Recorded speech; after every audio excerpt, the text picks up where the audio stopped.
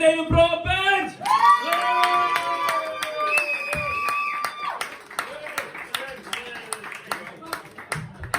Sam in Liverpool, are we? Everyone good? COVID's finished, we can all start looking at each other again? Yeah! The two women in the front row, she went so fucking loudly at that little fist bump to each other. Oh, blowing kisses for husband. I'm stuck in the fucking middle. Some people would think that was Christmas, my friend. Oh, your missus is like, no, fuck off. Everyone had good COVID? Yeah, it was fucking shit. What do you mean, yeah? Couple of bad things happened to me during COVID that I'd like to share with you. First up, I was diagnosed diabetic during COVID. Fucking hell, woo! I mean, usually I get a bit of sympathy and then you look at me and go, alright, actually no, it's the type that you brought on yourself, isn't it? Yeah, it's the type you get from about 25 years of fairly poor life choices. Went to the doctors, fortunately don't have to do the injections, but they give me some tablets that have some pretty fucking interesting side effects. The first one being stimulated ovulation. Not only am I diabetic, I am fucking grumpy 1 week every month as well. That's terrible. Wasn't expecting to be diagnosed, went onto the diabetes.co.uk website. Ladies and gentlemen, if you go on the diabetes.co.uk website, you are greeted with a pop-up that says, "Do you accept cookies?" Fucking obviously. Cookies, biscuits, cake is what got me into this mess in the first place. Well, that and Red Bull, mainly. So, during lockdown, we all, everyone a member of a WhatsApp group? Yeah, like 3 of you, brilliant. That's fucked the next minute then, hasn't it? Well, WhatsApp groups, you've all got that one really smug mate in your WhatsApp, in your friendship group that you all secretly hate.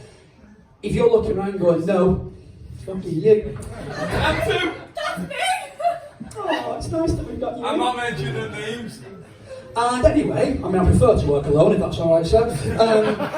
So anyway, during WhatsApp group, we had one mate that sent us a message during lockdown. He was bored out of his mind and he said, "I've just spent £25 on a lettuce growing kit, and from now on, I'll be growing my own lettuce." And we all went, "Not bad." But begrudgingly, we respected it because, you know, he's doing his bit for the environment. And then I went into Aldi, because I'm doing well. And in Aldi, you can buy a whole lettuce for 36 pence. I am no Rachel Riley, ladies and gentlemen, but let me tell you now, that £25 buys you approximately 73 lettuces. Or, at the rate I go through lettuce, 19 years worth.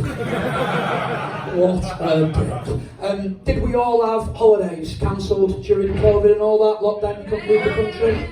We still went. You still went? You bad boy. Okay, take a step further back from you.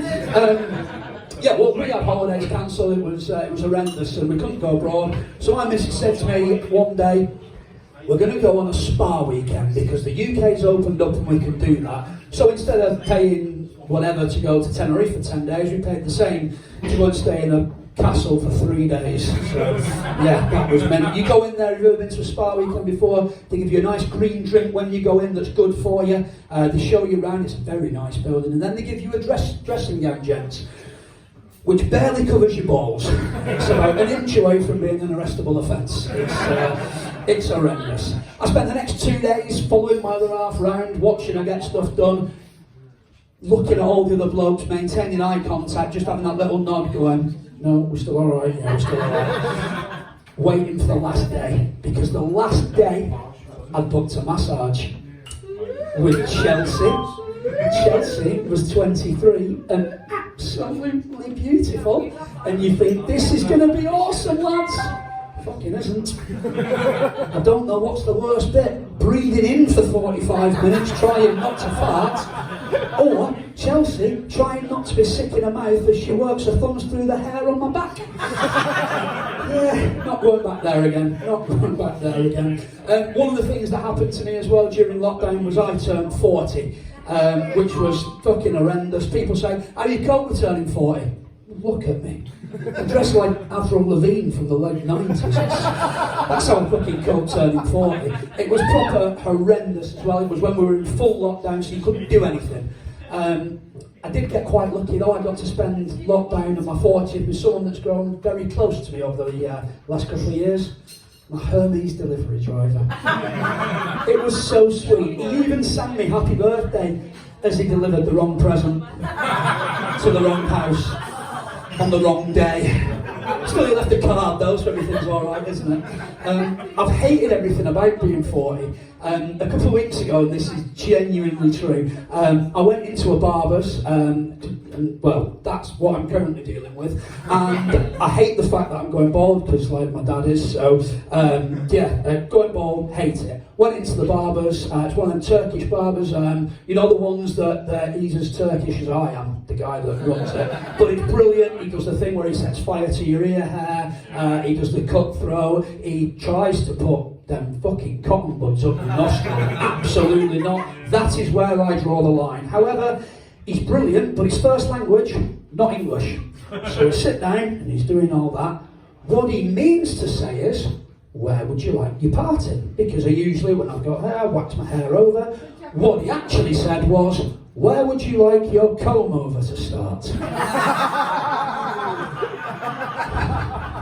So I can't go back there anymore. I'm not allowed to go back in there anymore. It's horrendous. I haven't always been the Adonis that you see in front of you now. I used to be proper fat, to a point whereby the only thing in Top Man that had fit me were the ties, and even they were skinny. But they went bust, so fuck them. At one point I was 21 stone and I lost a few stone, and in 2013 I finished the London Marathon. I started it in 2012, but I finished it in 2013, and I raised £4,000 for charity. Again, I chose the British Heart Foundation because I thought it was a down payment. Can't say no to treating me now. I've got to be right up that list now, haven't I? It's brilliant. A couple of things happened to me on the marathon that I'm going to share with you. First up, genuinely, I beat Sir Mo Farah in the London Marathon. He didn't do it. Still, it's a nice story though, isn't it? Secondly, it was a really hot day. There were fatalities because it was that hot. I didn't finish last. I beat 3,000 other people, which was unbelievable to me. I think at least 1,000 of them died, I think. But after 5 miles was the most humiliating moment of my life. I got overtaken by a 7-foot Peppa Pig. Honestly, like the scene, I'm waddling along, Peppa Pig comes jogging past, looking all sprightly and like a prick. Forward 15 miles. Peppa Pig is lying on the floor getting CPR from the St John's ambulance people. It's all about life's little wins, isn't it, ladies and gentlemen? So there we go. I grew up in a town called Oldham. Anyone aware of Oldham? Yeah. Yes? Shithole, isn't it? For those that aren't aware of Oldham, it is to Manchester what Birkenhead is to Liverpool. I think is the best way to describe it.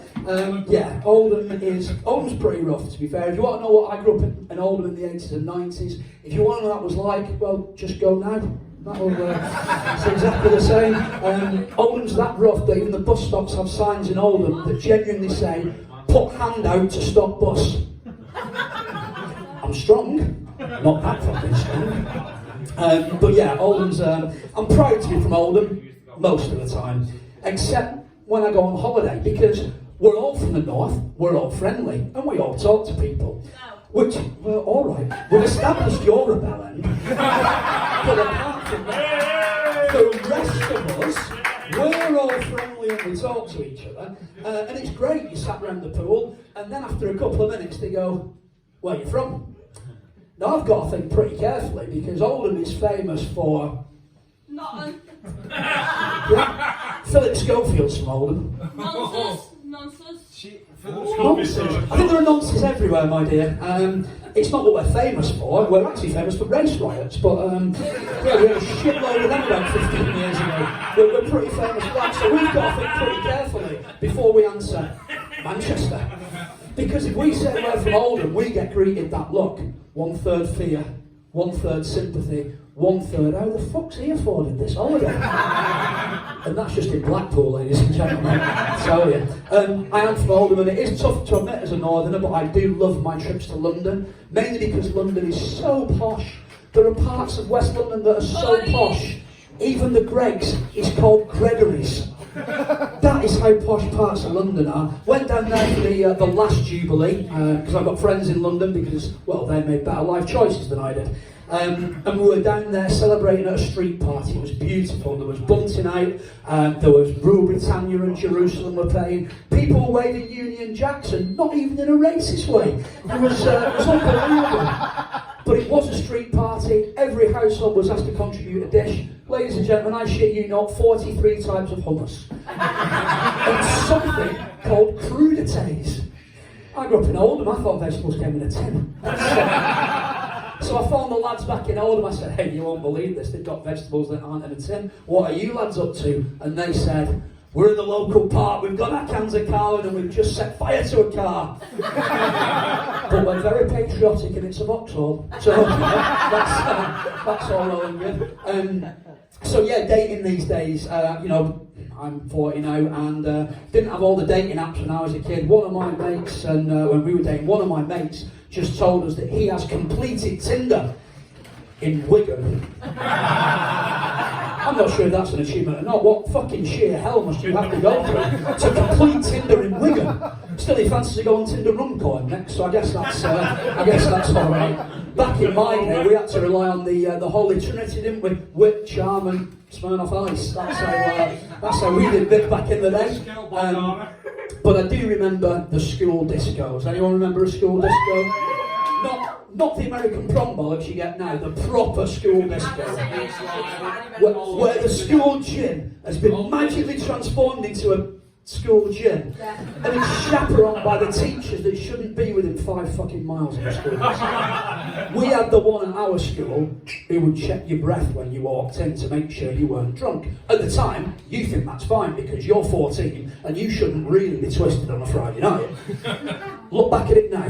It's a middle-aged man who's volunteered to go up his Friday nights to have teenagers heavy breathe on him. It's not exactly that quite. It's not quite the innocent time that it once was. But once you got in the school disco, it'd all be the lads would all gather together, listening to Take That and the Backstreet Boys, pretending, you know, not to sing along, all the time looking at the girls. Well, the girls that weren't in the car park with the boyfriends, getting fingered in Fiat Puntos. That's a long laugh there, madam. I'm saying no more. Sometimes the night would go well and you'd get a little snug under the climbing ropes. Sometimes it'd go very, very well and you'd end up rubbing at the front of each other's jeans with enough ferocity to start a fire. Ladies and gentlemen, you cannot penetrate denim with a finger, but we fucking tried. I've been David Broadbent, you've been lovely, thank you very much.